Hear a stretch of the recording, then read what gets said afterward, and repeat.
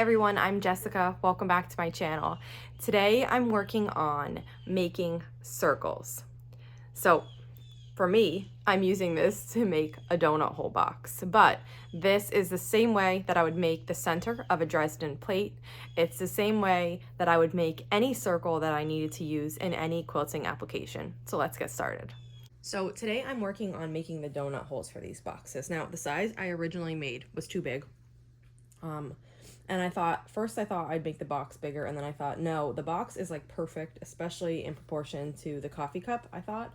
So I'm leaving it. So what I did was I made a smaller one, and I started with a size like this.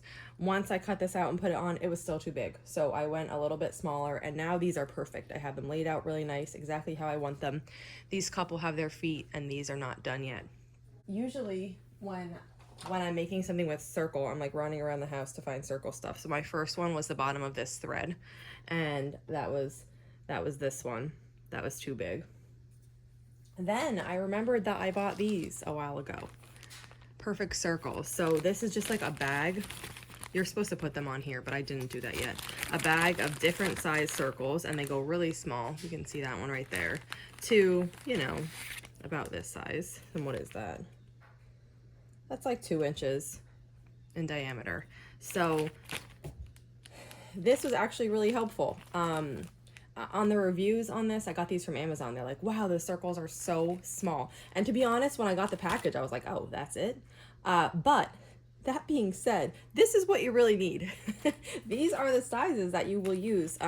You could use them for the center of flowers on a quilt. You could use them for the center of a Dresden, for polka dots, you know, really any kind of application where you could use a circle on a quilt. So they did come in handy, and I was able to get these. And then for these two, I just did a portion of the circle instead of the whole thing. So now I'm going to form the fabric around this, and this is exactly the way that I make the center of a Dresden plate. So while you might not be making a box with donut holes, I do think you can find this very useful. So what I do first is I take a rough piece of fabric. Now this was cut for the larger size, so I'm going to cut this down. And I usually go with a seam allowance that's somewhere between, I don't know, like a half of an inch, maybe about a half of an inch is what I usually go for here. I'm going to cut it back later, but that's what I start with. And even if it's bigger than that, that's okay.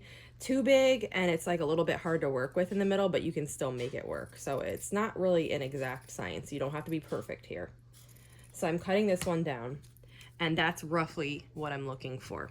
Now I can show you on my machine, and I always get comments when I use my Bernina or my Juki, like, oh, what's going on? Why are you using your Juki? I have them both set up at my table right now, and one is right next to a window and the other one is across the table. So sometimes I sit at the Juki if I'm cold because the sunlight comes in the window. Sometimes it's just, right now I'm right next to my cutting mat, and this is convenient. So like, there's no one thing I do on one machine, one thing I do on the other. The Bernina can obviously do a ton more. The Juki only has one. It's a straight stitch machine, this one that I have. And so that's all you can do. But it's great for piecing. My Bernina, I can do my piecing on. I can do quilting on. I can do so many more things on the Bernina. So I find value in having them both. But when I'm just stitching, it's really just where I'm at in my sewing space, what's convenient for me. So the first thing I'm going to do is turn my stitch length all the way up. This machine has a dial like this, so I just turn it up like almost to a 6. That's as high as this one goes. Then I'm going to pull up my bottom thread. So I have the top, this is the top thread here.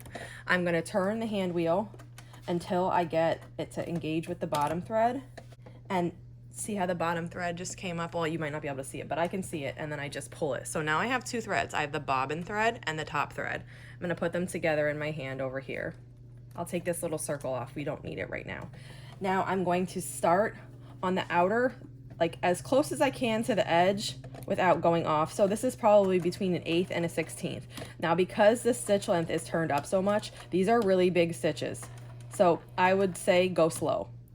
Because before you know it, you're off the edge. Like I kind of just went off the edge there. And also the way that this is, because these stitches are so large, it's going to kind of like gather your fabric for you a little bit. So just go slow and work with that. I'm coming back around to where I started. This part is important, so I brought you in a little bit closer. And I'm getting back to the beginning. Sometimes you have to like lift up your presser foot to Okay, now this is my beginning right here, okay? I am going to go inside of it without crossing over that thread. So I think I can get like one more here. Then I'm gonna turn, and I'm gonna take three stitches. 3 stitches in front of it. Then I'm gonna turn the hand wheel, lift this up. I'm going to pull this so I have threads. And then I'm gonna cut them with scissors. Instead of using like the cut function, I want these long threads. I'm taking the 2 threads that I just ended with and I tied them in a knot. And then I'm gonna go back to the 2 threads that I started with. They are not like even in length, so I'm just gonna trim them so they're even, just so it's easier to work with. They don't actually need to be even, but it's just easier to work with if they're a little bit shorter than that and tied and even. And then I just tied them in a knot also. So when you look up close, this is what it looks like. Now, even though it seemed like I took 3 stitches past the beginning, that last one, it ends up coming undone because it's where you're cutting it. So I have, this is the thread I ended with, and it's in the inside, and this is the thread I started with, and that's the one that goes around the outside. So now we have this like little like basket, and you take your piece. Now this is called Quilter's template. It's an ironable mylar piece of material, and you can reuse it more than once. So this can get hot with the iron and it doesn't melt. I'm gonna take it and put it in. I bought that from Joann Fabrics. It's really helpful when making certain things. Now you could always do freezer paper, like 3 layers of freezer paper if you wanted. So I put that little shape in there. And then I'm gonna start tugging. Now I'm keeping these threads separate, and I'm gonna tug the bobbin thread, which is the inside one, on each. And what it's gonna do is kind of like cinch the fabric. So I tug like one at a time. So that first one, I tugged the ending thread. Now I'm tugging the beginning, and I'm gonna go back and forth. And what it's gonna do is it's gonna cinch this around. Now sometimes, depending if you don't go far enough past, this little part won't cinch. I should have probably done an extra stitch there, but we can still use this. So now what happens is my fabric is cinched around this circle. So we're gonna go to the iron now and work on pressing this. Okay, now I have a tissue just because I don't like getting a ton of starch on this because it stains, but normally if I wasn't doing this here, I would just do this over the trash can and it would go into the bag. So you're gonna saturate this with starch. And I usually just hang it by the string so I don't get my hands like too wet. Just completely just saturate that with starch. And then I let it just sit. So we're gonna let this sit until it kind of absorbs the starch. We're not gonna let it fully dry. I don't want it dry. I want it still wet, but I just don't want it as soaking. So I'm just gonna give that a few minutes. Okay, so I let it sit. It's kind of soaked in a little bit, but it's still wet.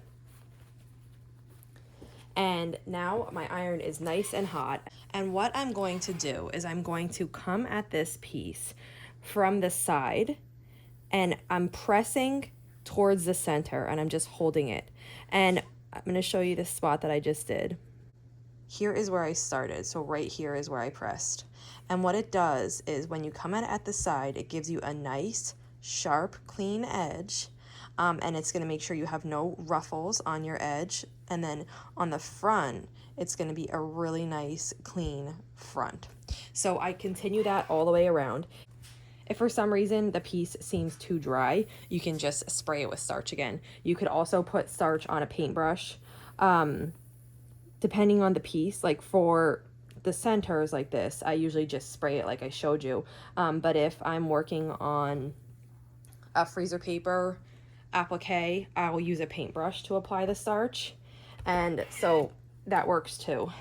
Now right here you can see I have a crinkle going to the edge, so I'm just going to reapply starch, and I went past it. So I just reapply some starch right to that spot, and then I'm going to just pull it back with my finger. You could also use like a stiletto or something if you don't want to get your finger that close to the iron. And then I'm just redoing that edge. So once I have all the edges how I like, let's check from the front and make sure it looks nice. that looks really nice from the front. After I like how the edges look, I just take the iron and I just set it down. And what it's gonna do, it's gonna set that fluffy middle right now that's still fluffy, that didn't press because you've only been working on the edges, and it's just gonna set that. See how it set it like that? Then I turn it over and I press it from the front. Now that looks really good. It's also extremely hot. That template kind of like holds the heat a little bit, so I just wait and I let it cool. And once this is cool enough to touch, then I pick it up and I'm going to trim the seam allowance down to about 1/4 of an inch.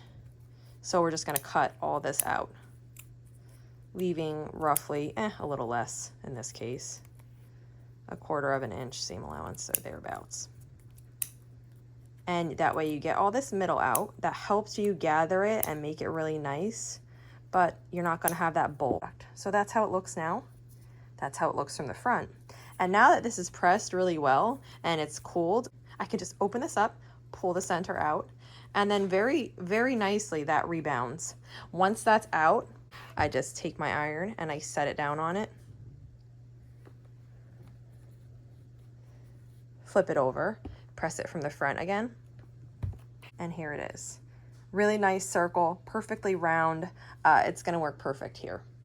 In this case, I'm using it for my sprinkle donut, but works perfectly for a Dresden or any other circle that you're going to use in any application of quilting. This is a good place to stop for today. So that's how we made our circle. Looks really good, perfectly round, no bumps on the edges, nice and smooth. If you have any questions on how I made this, just let me know. And if not, I'll see you back here soon. Thanks for following along.